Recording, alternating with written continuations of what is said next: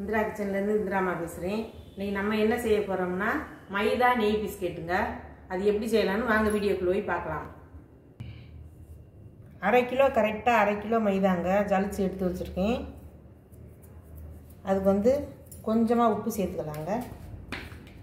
உப்புனா கொஞ்சம் இந்த அளவு சேர்த்தா போதும். ஒரு 1/4 ஸ்பூனு. இந்த உப்பு ஸ்பூனில் 1/4 ஸ்பூன் போட்டால் போதும்.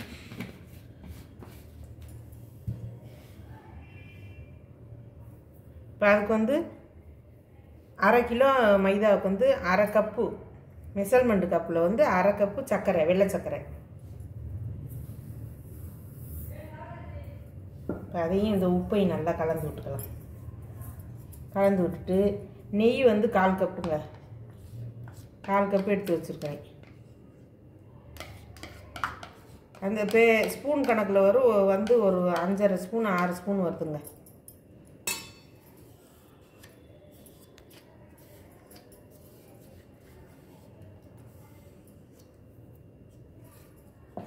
இதை நல்லா பிசைஞ்சிடணுங்க. ஃபஸ்ட்டு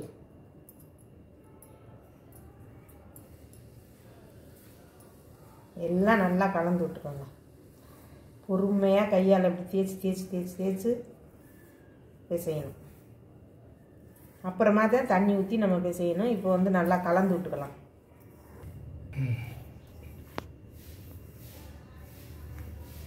ஒரு 5 நிமிஷத்துலேருந்து ஒரு 3 நிமிஷமாவது இந்த மாதிரி இப்போ கலந்து பிசைஞ்சிருங்க. இப்போ பாருங்கள், நல்லா அந்த நெய் மஞ்சள் கலர் கொடுத்துருச்சு பாருங்கள். ஒயிட்டாக இருந்த மாவு இப்போ பாருங்கள் லைட் எல்லோவாக வந்துடுச்சு. இப்போ மாவு பக்குவம் தாங்க. இப்படி பிடிச்சா பிடி விடணும். உதுத்தோம்னா அந்த மாதிரி இருக்கணும். தண்ணி இந்த மாதிரி தெளித்து தாங்க போய் செய்யணும். ஊற்றிடாதீங்க.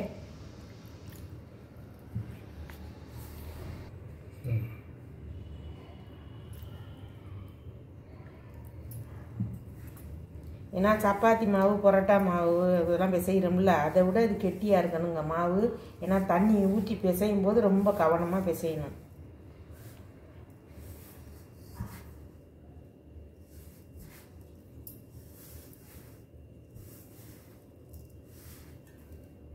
இது கோதுமை மாவுலையும் செய்யலாங்க. நான் இன்றைக்கி மைதாவில் செஞ்சுருக்கேன்.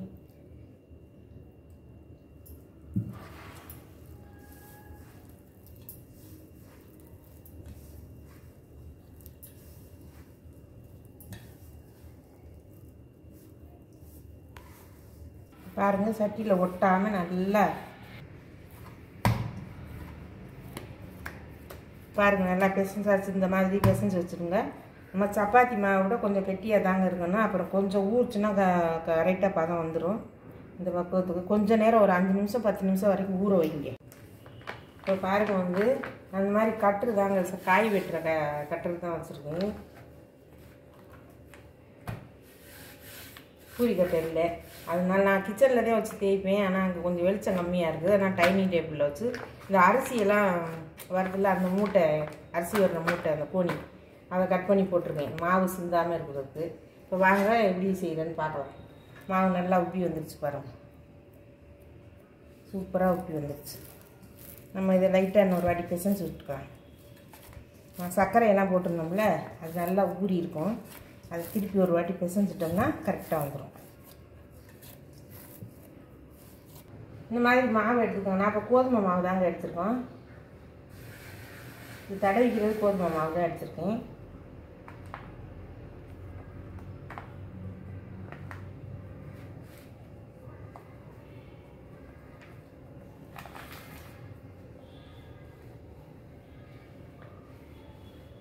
இந்த பிஸ்கெட் செய்கிறதுக்கு கொஞ்சம் கனமாக தாங்க இருக்கணும்.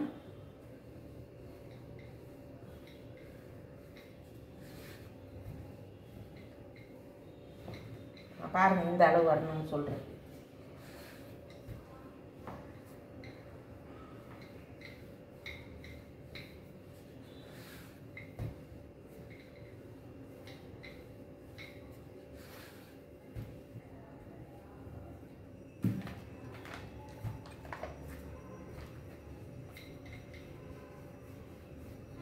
ஒட்டுச்சுன்னா லைட்டாக மாவு இந்த மாதிரி தடவி விட்டுக்கோங்க.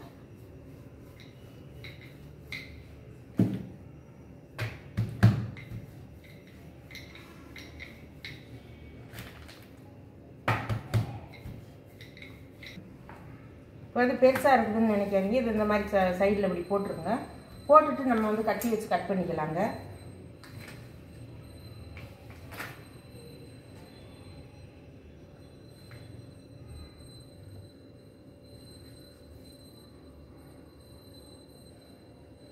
இந்த பிஸ்கெட்டு இந்த மிக்சர்கள்லாம் அந்த அப்போல்லாம் முன்னாடி காலத்துலலாம் போடுவாங்கங்க. நானாக சாப்பிட்ருக்கேன்.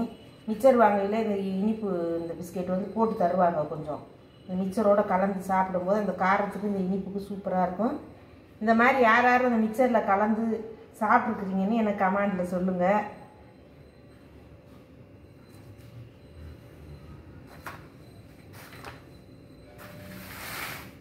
இதை வந்து இப்படி கட் பண்ணிடலாங்க.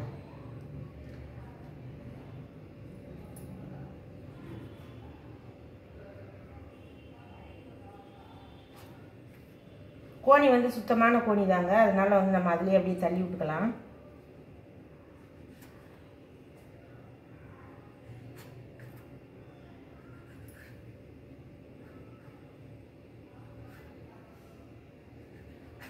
இந்த பிஸ்கெட் சூப்பராக இருக்குது. செஞ்சு சாப்பிட்டு பாருங்க.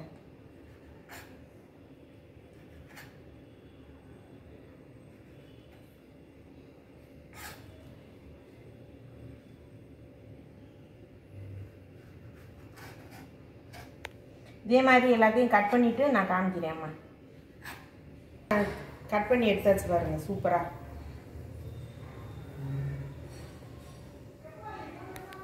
இந்த கணத்தில் இந்த அளவில் இது பண்ணிக்கோங்க. கணம் வந்து இந்த மாதிரி தாங்க இருக்கணும். இவ்வளோ கணம் தான் இருக்கணும். ஒரே மாதிரி எல்லாம் ஒரே அளவாக கட் பண்ணிக்கோங்க. இந்த அளவுகளோட கட் பண்ணிக்கோங்க. வாங்க இப்போ பொரிக்க போயிடலாம். வாங்க போட்டுக்கலாம். எண்ணெய் நல்லா காஞ்சிருச்சு. இப்போ பிஸ்கெட்லாம் அதில் போட்டுடலாம். நான் ஏற்கனவே கொஞ்சம் போட்டு பார்த்துட்டேன். கரெக்டாக வருது. நம்ம செக் பண்ணிக்கிறோன்னு இல்லை, அதுக்காக தான்.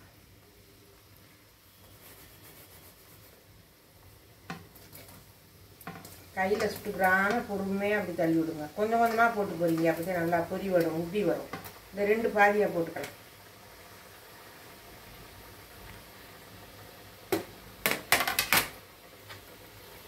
ஒன்றுனா எலும்பி வரும் பாருங்க.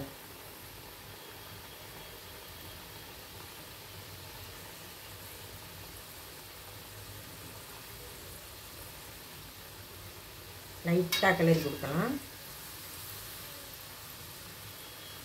வெறும் எல்லாம் ஒன்றா எலும்பி வருது பாருங்கள் மேலே. பொறுமையாக அடுப்பு வந்து, ஏன்னா மைதா மாவு நல்லா வேகணும், முறன்னு.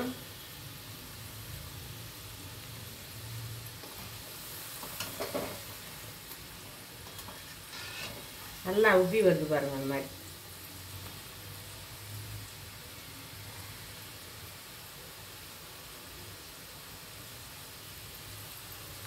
இப்போ எடுக்கும்போது காமிக்கிறேங்க. வேகட்டும்.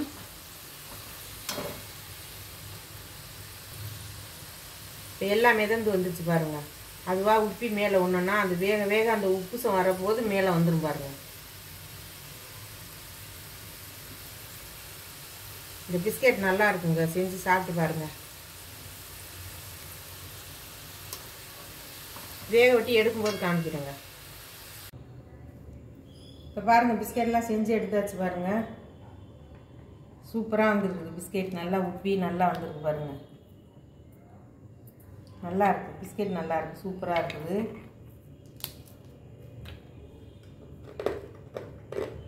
நல்லா முறமுறன்னு நல்லா இருக்குங்க. செம்மையாக இருக்குது.